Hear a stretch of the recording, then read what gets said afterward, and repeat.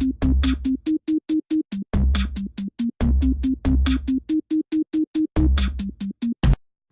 we're talking about Justice League, directed by Zack Snyder. Hola! So, you may notice I'm in a, black and white, plaid-ish kind of thing. Um, I feel a bit like Beetlejuice right now. That's what Tim Burton does to you. But, yeah, so we've come from Tim Burton's Batman to here. Alright, I'm interested. And speaking of other things Tim Burton with Batman and Batman Returns and all that jazz, I right before I came to sit here and film all this stuff, I was gonna pull up the comics, some actual comics that I have. I'm not a big comic book aficionado, but I have a few. And as I was pulling them up, I was like, shoot, I have a Catwoman, and where is she? And then it dawned on me, oh yeah, she's not actually part of the Justice League. She's one of more of those anti-heroines, that kind of thing. Anyway, how did this movie go? So actually, I really liked it. I think this is just DC movies as a whole have really just come to a point where I feel like a lot of audiences are going to like them in the sense that these movies were made to be liked by audiences, but in terms of critics that have gone in and out of virtually every movie they try to anyway, um, they'll see a lot of the same patterns, and you know many people will see the same patterns, but whereas some people may go to a few movies a year as opposed to a fair amount of critics that actually get paid to do this stuff, go through virtually a few movies, if not more, in a week that are new, in addition to all the movies that they watch as a whole when they're not writing all these schlock things or very serious things. The point I'm getting at is that with these superhero movies, especially the DC ones, you're going to get a lot of repeat meh from critics that have spent a lot of time in the business. Whereas if you talk to your general audience member that's really looking just to sit in the movie theater and eat some popcorn and maybe drink their drink, they're gonna love it. But I think that's just fairly representative of what you're gonna get here. If you have been waiting for this movie all year, you're gonna love it. If you're just trying to figure out if it's just your standard run-of-the-mill superhero movie, which is a standard these days, then yeah, it's going to be one of your standard ones. I think in some ways, the overall consensus has been, and I would agree to, that this is better than Batman v Superman: Dawn of Justice, as well as better than Suicide Squad. Ensemble movies that had a lot of DC light in them and felt like they were ripoffs as opposed to retreads of certain characters. I really enjoyed this movie, to be honest with you. I liked the characters that they had. They have Cyborg, they have the Flash, they have Batman, and of course they have Batman. They have Wonder Woman, and then they have Aquaman. Now, I was personally excited for Aquaman. I haven't seen him in a lot of things really ever. So I was curious how they were gonna, put him together, and I thought it was superb. Wonder Woman clearly steals the show here. Um, I do like Aquaman's, wit and sense of humor. There's a scene in particular where he's just sitting there, and you can kind of tell they're doing this whole political, social commentary, and he's saying things that I guess would be more stereotypical of those crazy white males or whatever. And then you realize that he's sitting on Wonder Woman's lasso, so he's telling more of the truth than he normally would. I thought that part was pretty funny, like the lasso part. Not really like the whole setup, but the fact that he was on the lasso saying those things. Okay, that was cool. Um, in terms of how it all goes, it's a lot faster than you'd expect. Most of these kinds of movies are, in like the 2.5 hour range. This one's just 2 hours, like flat. Like, maybe like a minute 59, 58, or like 2:00:08. But it's a pretty flat 2 hours. In terms of the action's cool. I I feel like if there's anything I would harp on, it would be the villain. Um, he's all right, but he's definitely not the selling point of this movie. And it's very clear this movie was not made to really pose any threats, but really have this all-star ensemble cast of all these superheroes we've been waiting to have come together and unite to fight against some villain. But at the same time, it kind of takes away from an overall cause. If the villain is not that, you know, scary or that intimidating. Um, so I'm gonna get into spoilers now. It's just a fair warning for you. Well, one thing I'll mention before I get to spoilers: if you want to go see this movie, you're gonna like it. Go see it now. It looks great in the theater. It's a lot of fun. It's really easy to get into, and the characters really interact marvelously. You may be a little let down by the villain and just what happens there, but as a whole, you'll enjoy this movie. If you're, one of those people that watches many movies for a living or just watches many movies just because, um, you'll probably see a lot of repetitive things. But considering the landscape of where these movies have been in the past, particularly in the DC aspect of things, um, yeah, this is an improvement. That said, you'll probably love Wonder Woman a lot more. Um, when I first made a review of Wonder Woman, I think I was just really caught off guard by just how good it was, and I still think it's good. But with time, I have come to consider, okay, yeah, that was good. Probably not, the best thing of all time. But sometimes you can kind of feel pressured to say something's the best thing of all time just because of certain social stigmas. If you don't, like if you say that the movie's not the best of all time, you might get shot down as not supporting women, and that's not the case. I think it's a fantastic movie. I'm hesitant to call Wonder Woman the best movie of all time, but Wonder Woman is better than Justice League. But that being said, Justice League is a good movie on its own. Um, so we're just gonna go with that and move on. Now I'm gonna get into spoilers. So I mentioned at the beginning that I had that slight confusion of whether or not Catwoman was in the Justice League, and I feel kind of stupid admitting it, but the reason I thought it was because of DC characters. Just where are they all? And something else that is very obviously missing is Superman. Well, where the hell was Superman? Well, he apparently is dead. He died at the end of you know, Batman v Superman.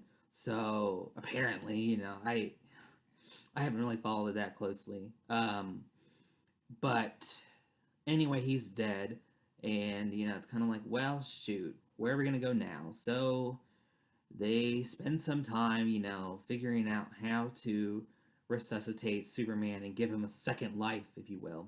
Um, in terms of how that comes together, I would say it comes together pretty well. The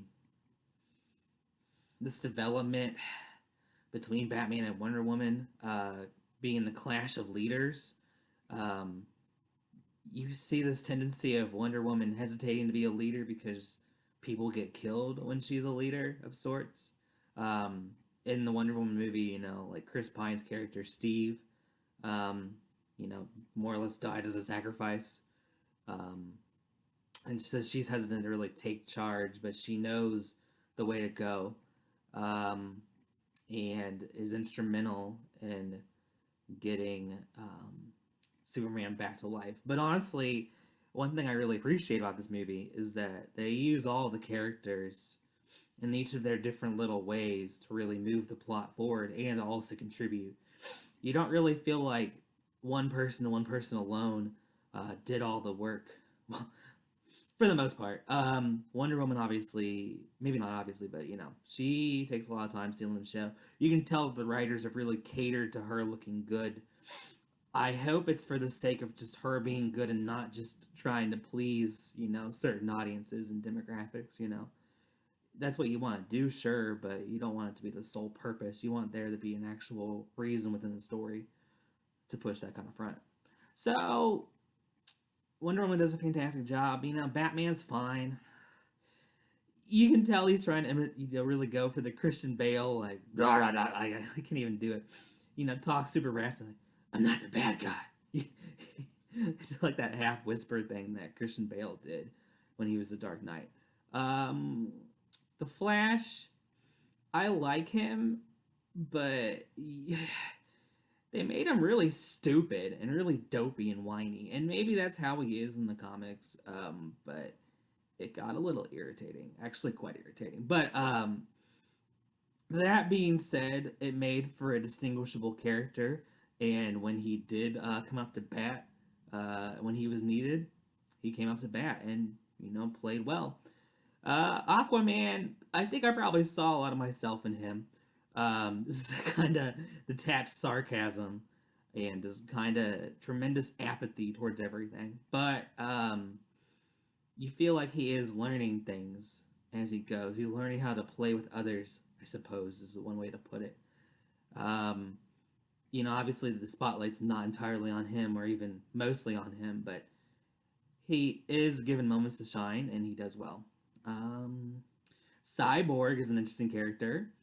You've got this kid who was like in his father's experiments, the similar experiments to what killed his mother, and now this kid got more or less repackaged with this like half computer body and the other half is physical, and so he's got cool costuming and the costumes are cool. I mean, you've seen Batman, Superman plenty of times at this point, but and Wonder Woman a few times now too.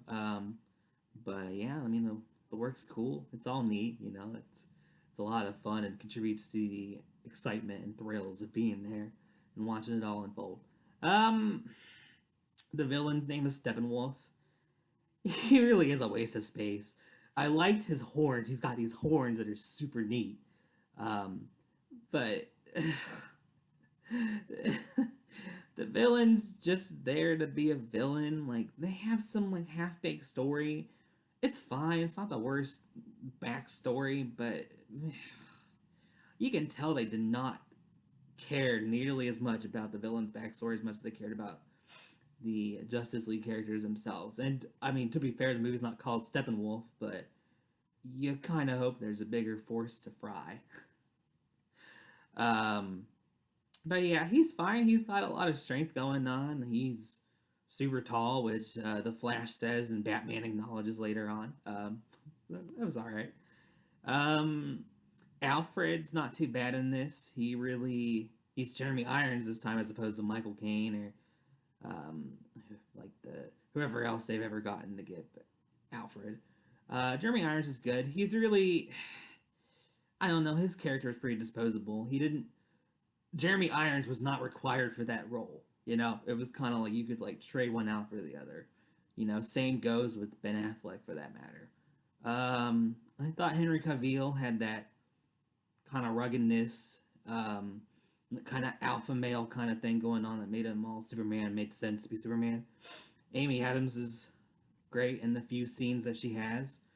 She is critical for one part of it, one very important part of it, namely like getting Superman to get his act together after he gets brought back to life, but her purpose is pretty minimal. It's more for like opening and closing credits. Like they end with her typing up her news story as she always does. All this, super metaphorical stuff.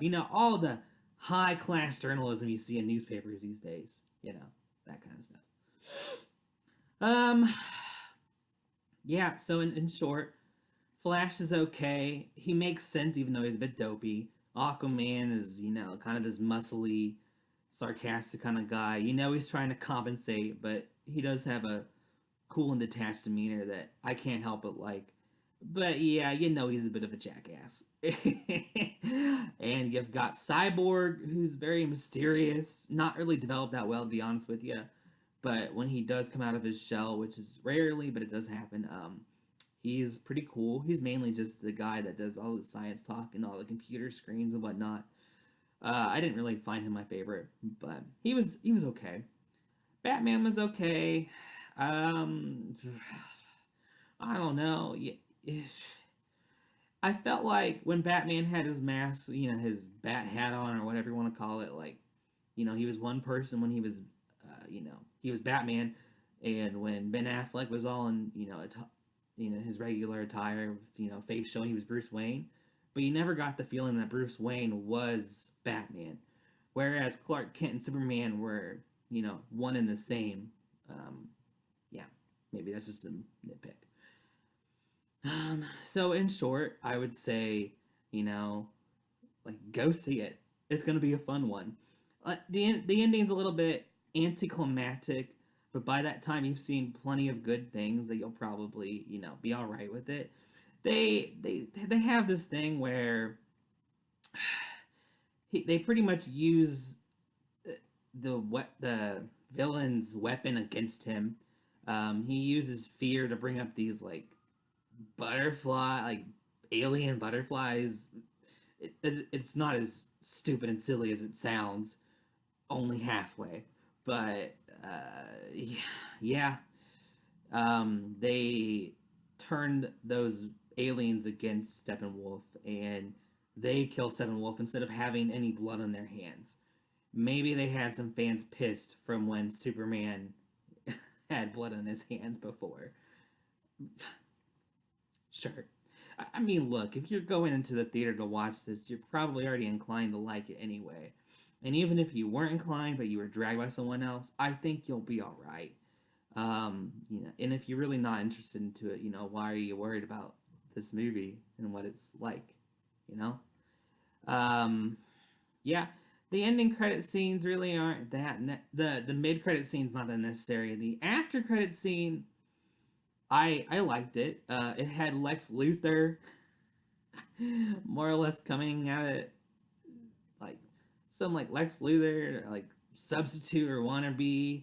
Is gonna get coached by Lex Luthor. They have that similar boat to Superman Returns, and yes, I'm one of the few that's actually seen that and thought it was okay. I guess anything with Kevin Spacey anymore is just tainted. But oh well. He's an actor. He's not the whole movie. So get over it. So yeah, I would say go see this. Yeah. And I've got a final grade of a B. Well, that's that. And honestly, I'm not really quite sure what I'm gonna do next. I've got a review of The Matrix for my quest for the best that I'll be putting on, and then I also have some movies I'm really looking to dig into in terms of being bad. Probably the Baby Geniuses movies in particular. Um, and I'm still figuring out what to do for that Stephen King's It project. Some trifecta between the original, TV movie, and the current, most recent movie, and of course the book. The trifecta now, you could say. So we'll have a discussion about that coming up. I don't have an official date for it, but I'll let you know when I know.